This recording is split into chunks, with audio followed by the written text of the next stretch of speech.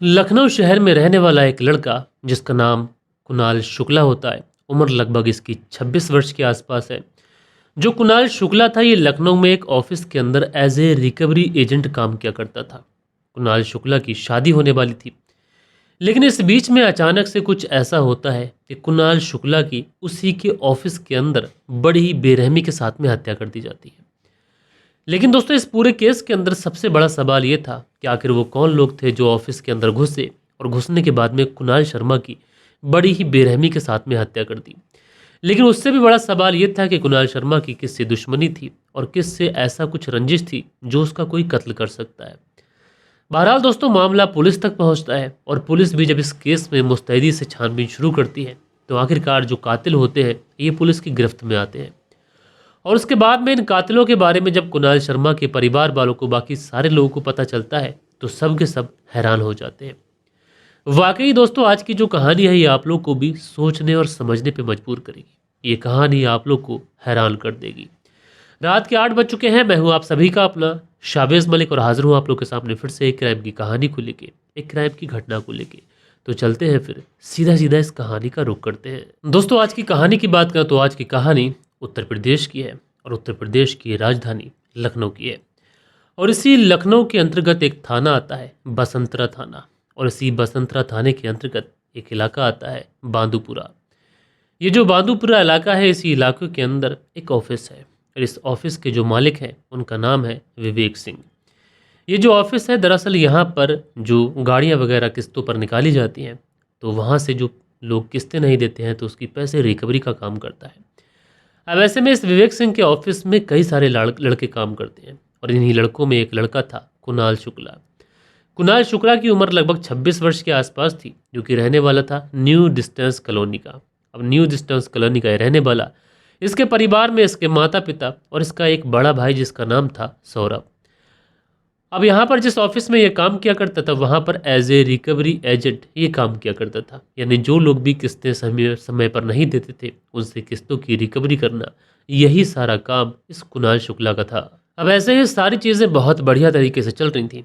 कुणाल शुक्ला जो है वो अपनी बेहतर तरीके से ड्यूटी कर रहा था, मालिक को भी खुश रख रहा था, परिवार को जो पैसे वगैरह देने थे वो भी देता था। दूसरी तरफ कुणाल शुक्ला मेहनत से काम कर रहा था, उसकी शादी भी आने वाली थी। इसी बीच में एक तारीख आ जाती है, 8 सितंबर साल 2025। और इसी 8 सितंबर साल 2025 को कुणाल शुक्ला अपना कामकाज जो जहाँ पर रिकवरी करने जाना था वहाँ से लौट के आता है। लौट के आने के बाद में काफ़ी ज़्यादा समय हो जाता है तो उसके बाद में शाम का खाना वगैरह खाता है वहीं ऑफिस में। और उसके बाद में फैसला करता है कि आज ये घर नहीं जाएगा बल्कि ऑफिस में ही सो जाएगा। हालांकि कुणाल शुक्ला का ये ऑफिस में रुकने का जो दिन था ये कोई पहला दिन नहीं था। इससे पहले भी कुणाल शुक्ला इस ऑफिस में कई बार रुक चुका था। लिहाजा उसके बाद में जो कुणाल शुक्ला था इस ऑफिस में अपना खाना वगैरह खाकर कामकाज कर कर सो जाता है। और तारीख आ जाती है 9 सितंबर साल 2025 की। 9 सितंबर साल 2025 को जो महिला इस ऑफिस की सुबह सुबह सफाई करने के लिए आती थी, जैसे ही वो महिला आती है तो देखती क्या है कि जो गेट है वो गेट खुला हुआ है। महिला अंदर पहुंचती है तो अंदर जो कमरा था उस कमरे के अंदर का दृश्य देखने के बाद में इस महिला की चीखें निकल जाती हैं।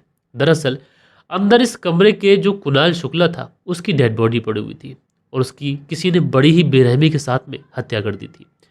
हत्या कुछ इस तरीके से, इतनी ज़्यादा बर्बर तरीके से की गई थी कि कुणाल शुक्ला की दोनों आंखें फूट चुकी थी और उसके जिस्म के खून के जो छींटे थे वो दोनों तरफ, या फिर यूँ कहे कि चारों तरफ दीवारों पे भी पड़ चुके थे।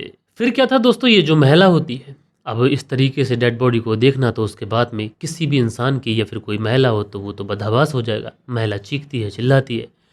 सीधा इस बारे में जो खबर होती है ऑफिस के मालिक विवेक सिंह को देती है। विवेक सिंह भी आनंद फानंद में उस जगह पर पहुंच जाते हैं।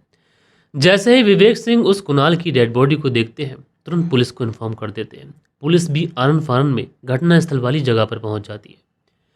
अब दोस्तों, पुलिस वहां पर पहुंचती है, सबसे पहले पूछताछ करती है कि डेड बॉडी किसकी है। तो उसे बताया जाता है कि इसी ऑफिस में काम करने वाले एक कर्मचारी कुणाल सिंह की है, जो कि कल रात यहीं पर सो गया था और आज रात इसकी किसी ने बड़ी ही बेरहमी के साथ में हत्या कर दी। लिहाजा फिर क्या था, पुलिस उस डेड बॉडी को अपनी कस्टडी में लेती है और सीधा सीधा डेड बॉडी को पोस्टमार्टम के लिए भेज देती है। इधर डेड बॉडी को पोस्टमार्टम के लिए भेजा ही जाता है, इधर पुलिस अपने केस में, इस पूरे केस के अंदर छानबीन शुरू करती है। सबसे पहले घटना स्थल को बहुत ही बारीकी से चेक किया जाता है तो पुलिस पाती है कि इस ऑफिस के अंदर कुछ सीसीटीवी कैमरास लगे हुए थे। लेकिन जो भी कातिल था वो शायद इतना ज़्यादा शातिर, इतना ज़्यादा चालाक था कि उसने इस ऑफिस के जितने भी कैमरे थे वो सारे के सारे कैमरे तोड़ दिए थे। और जाते समय वो जो भी कैमरे थे उनका डीवीआर भी अपने साथ ही ले गया था। तो ऐसे में कैमरों से तो पुलिस को कुछ भी बरामद नहीं होता है। लेकिन जो घटना स्थल वाली जगह थी वहां पर से पुलिस को कुणाल का मोबाइल फ़ोन तक बरामद नहीं होता है। यानी कत्ल बड़ी ही सफाई के साथ में किया गया था। अब उसके बाद में चाहे विवेक सिंह हो चाहे वो महिला हो, सबसे पुलिस बारी बारी से पूछताछ करती है और इस बारे में कुणाल की फैमिली वालों को भी खबर देती है। कुणाल की जो फैमिली वाले होते हैं उसमें जो भाई सौरभ होता है और जो माँ सुधा होती है, ये पहुंचते हैं, डेड बॉडी को देखते हैं और दहाड़े मार मार कर रोने लग जाते हैं। ये लोग कहते हैं कि जिसने भी हमारे बेटे कुणाल के साथ में ये किया है उसको ऊपर वाला गर्क कर दे, तबाह कर दे, बर्बाद कर दे। और पुलिस से कहते हैं कि जितनी भी जल्दी हो सके जो भी कातिल है ये पुलिस की गिरफ्त में आना चाहिए। अच्छा, पुलिस के लिए ये बड़ी मुश्किल थी क्योंकि सीसीटीवी और कोई सबूत पुलिस को मिला नहीं था। सिर्फ शक के आधार पर किसी से सख्ती से पूछताछ भी नहीं की जा सकती थी। इसलिए पुलिस एक बार फिर से जो सौरभ होता है इस कुणाल का भाई और जो कुणाल की माँ होती है सुधा, इनसे पूछताछ करती है कि तुम्हें किसी के ऊपर कोई शक या फिर तुम्हारी किसी से कोई रंजिश, कोई दुश्मनी या फिर कुछ और पैसों का लंगड़ वगैरह। तो जो सुधा होती है वो कहती है कि साहब मुझे सिर्फ और सिर्फ एक ही व्यक्ति पे शक है और ये व्यक्ति कोई और नहीं बल्कि इसी ऑफिस का मालिक विवेक सिंह है और हो ना हो इसी विवेक सिंह ने मेरे बेटे की हत्या कराई है। जैसे ही कुणाल की माँ सुधा इस तरीके की बातें पुलिस से कहती है तो पुलिस जो थी वो वजह पूछती है कि तुम इस तरीके से अपने ही बेटे के मालिक के ऊपर इल्ज़ाम लगा रही हो, तुम्हारे पास में क्या सबूत है या फिर क्या वजह है। तो जो माँ सुधा होती है वो कहती है कि दरअसल मेरा जो बेटा कुणाल था उसका उसके ही मालिक विवेक सिंह के साथ में पैसे के लेन देन को लेकर काफ़ी ज़्यादा विवाद था और मुझे शक है कि इसी वजह से जो विवेक है उसने मेरे बेटे कुणाल की हत्या की है। लिहाजा फिर क्या था, पुलिस उसके बाद में विवेक से पूछताछ करती है तो विवेक इन सारी बातों को सिरे से नकार देता है और वो कहता है कि साहब कल के दिन तो रोज़ की तरह मैं अपने घर चला गया था और जो कुणाल था वो यहाँ पर सोया हुआ था। उसके बाद में यहाँ पर क्या हुआ इसके बारे में मुझे कुछ नहीं पता। अब दोस्तों धीरे धीरे एक दिन गुजर जाता है लेकिन पुलिस के पास में कोई भी सबूत नहीं था। फिर उसके बाद में अगले दिन फिर पुलिस वहाँ पर पहुँचती है और घटना स्थल को, आसपास की जगहों को बहुत ही बारीकी से चेक करती है। तो दीवार के पीछे पुलिस को एक खून से लगा हुआ सरिया मिलता है। अब ये चीज़ें तो साफ थी, जो भी कातिल था उसने शायद कत्ल करने के लिए इसी सरिया का इंतजाम किया था और इसी सरिया का इस्तेमाल किया था। लिहाजा उसके बाद में पुलिस जो होती है वो इस सरिया को अपने पास रखती है और उसके बाद में इस पूरे घटना स्थल को बहुत ही बारीकी से अगेन चेक करती है। जब इस घटना स्थल से दोबारा से कुछ भी नहीं मिलता है तो फिर उसके बाद में पुलिस वाले सोचते हैं कि क्यों ना एक बार जो कुणाल था उसके मोबाइल की सीडीआर निकाल ली जाए, क्योंकि कातिल उसका मोबाइल अपने साथ ले गया है तो हो सकता है कि उसके मोबाइल में कुछ ऐसा हो जिसकी वजह से कातिल शायद उसके मोबाइल को छुपाना चाहता है। बहरहाल दोस्तों उसके बाद में पुलिस इस कुणाल सिंह के मोबाइल का सीडीआर निकालती है और जब सीडीआर निकालती है तो वहाँ से पुलिस को कुछ ऐसी लीड मिलती है जिससे शायद आगे इस केस के अंदर खुलासा करना पुलिस के लिए थोड़ा सा आसान होता है। दरअसल पुलिस जब कुणाल के नंबर की सीडीआर निकालती है तो उसमें एक नंबर ऐसा मिलता है जिसमें कुछ महीनों से घंटों घंटों बात हो रही थी। अब पुलिस ये पता लगाने की कोशिश करती है कि भाई ये नंबर किसका है और जब नंबर के बारे में पता लगाया जाता है तो पता चलता है कि ये नंबर तो किसी स्वाति नाम की महिला के नाम पर रजिस्टर्ड है। अब पुलिस ये पता लगाने की कोशिश करती है कि ये स्वाति कौन है। जब स्वाति के बारे में पता किया जाता है तो पता ये चलता है कि स्वाति तो इसी ऑफिस के मालिक विवेक सिंह की पत्नी है। अब यहाँ पर विवेक सिंह की पत्नी से आखिरकार ये कुणाल क्यों बात कर रहा था। दूसरी तरफ जो कुणाल की माँ सुधा थी वो भी ऑलरेडी विवेक के ऊपर इल्ज़ाम लगा चुकी थी कि उसने ही इसके बेटे की हत्या की है। तो यहाँ पर पुलिस को 2 किलो मिल चुके थे। लिहाजा उसके बाद में पुलिस शक के आधार पर इसी विवेक को उठा लेती है और उसके बाद में जब इसे पुलिस थाने लेके आया जाता है और इसके बाद में जब इससे पूछताछ की जाती है तो थोड़ी देर तक तो इधर उधर की बातें होती हैं, लेकिन उसके बाद में जो विवेक सिंह होता है ये भी पुलिस के सामने आखिरकार टूट जाता है और टूटने के बाद में एक ऐसी कहानी सुनाता है जिसे सुनने के बाद में पुलिस वाले भी हैरान हो जाते हैं। दरअसल विवेक सिंह जो होता है ये पुलिस को बताता है कि ये जो कुणाल सिंह था ये पिछले कुछ समय से उसके ऑफिस में काम करता था, लेकिन कुणाल सिंह और विवेक सिंह के बीच में अक्सर पैसों को लेकर यानी सैलरी को लेकर थोड़ी सी तानातानी हो जाया करती थी और इसी वजह से जो विवेक सिंह था ये कुणाल सिंह को बिल्कुल भी पसंद नहीं करता था। लेकिन इसी बीच में विवेक सिंह को ये पता चलता है कि जो कुणाल शुक्ला है उसका उसकी ही पत्नी स्वाति के साथ में चक्कर है।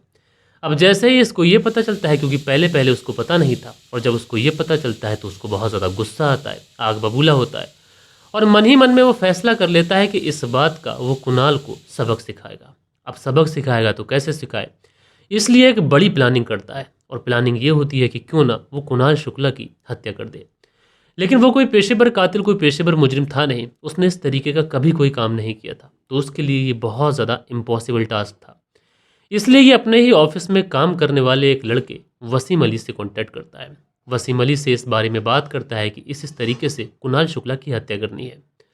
हालांकि जो वसीम अली होता है वो यह हत्या करने से साफ तौर पे इनकार कर देता है। वो कहता है कि ऐसा काम मुझसे नहीं होगा। जो वसीम अली था ये वैसे रहता तो सरोजनी नगर में था, लेकिन मूल्यतः ये गाजीपुर का रहने वाला था।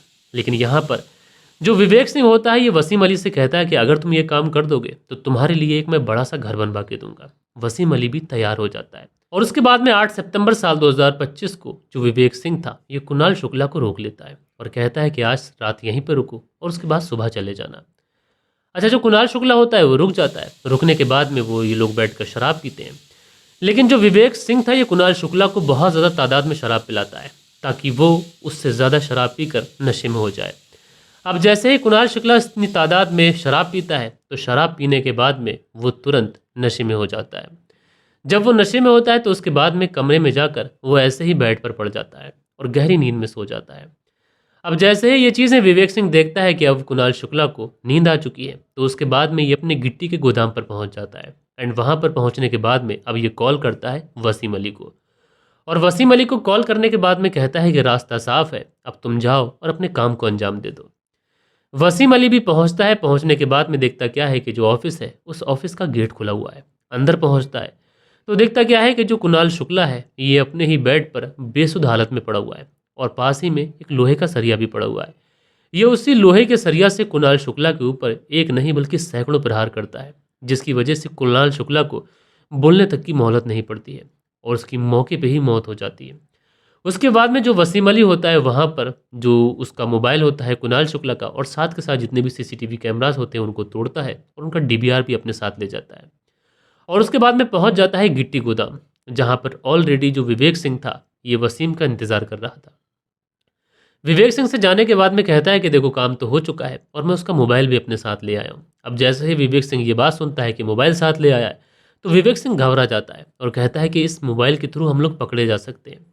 उसके बाद में उसके मोबाइल को वहीं पर छुपा दिया जाता है। अब चूंकि जो वसीम था इसके कपड़े खून में सन चुके थे, तो विवेक सिंह पहले से ही उसके लिए एक एक्स्ट्रा कपड़े लेकर गया था ताकि नहा धोकर वो दूसरे कपड़े पहन ले। और उसके बाद में वसीम नहाता है, धोता है और दूसरे कपड़े पहनता है और अपने कपड़ों को भी वहीं पर छुपा देता है। और उसके बाद में ये दोनों ही लोग अपने अपने घरों को चले जाते हैं। बहरहाल दोस्तों, जब ये पूरी कहानी विवेक सिंह पुलिस को बताता है तो पुलिस बड़ी हैरान होती है और विवेक सिंह की ही तहरीर पर इस कुणाल शुक्ला के कत्ल के जुर्म में वसीम को भी गिरफ्तार करती है। इन दोनों को गिरफ्तार करके जिला अदालत में पेश किया जाता है और उसके बाद में वहां से इन दोनों को जेल भेज दिया जाता है। बहरहाल दोस्तों, जब ये पूरी कहानी विवेक सिंह की पत्नी स्वाति सुनती है तो उसे तो अपने कानों पर यकीन ही नहीं होता है कि उसके ही पति विवेक ने कैसे ही उसके ऑफिस में काम करने वाले एक लड़के कुणाल शुक्ला की हत्या करा दी। अब इस चीज़ में तो अभी बहुत सारी चीज़ें हैं कि ये संबंध थे भी या फिर नहीं थे, या फिर किसी और वजह से यहाँ पर विवेक सिंह ने हत्या करा दी। बहुत सारी चीज़ें हैं। बहरहाल दोस्तों, हत्या हुई है, उसकी सज़ा इन लोगों को मिल रही है और ये लोग जेल में हैं। और अभी इसमें जो भी अपडेट आएगी आगे मैं आप लोग को ज़रूर बताऊंगा। लेकिन आप लोग इस पूरी स्टोरी को किस तरीके से देखते हैं, अपनी राय नीचे कमेंट्स में ज़रूर से ज़रूर दीजिएगा। बाकी दोस्तों, हम लोग मिलते हैं कल के दिन किसी और स्टोरी के साथ में। जब तक के लिए अपना ख्याल रखें, देश का ख्याल रखें, परिवार के रिश्तों की अहमियत को समझें। जय हिंद, जय भारत।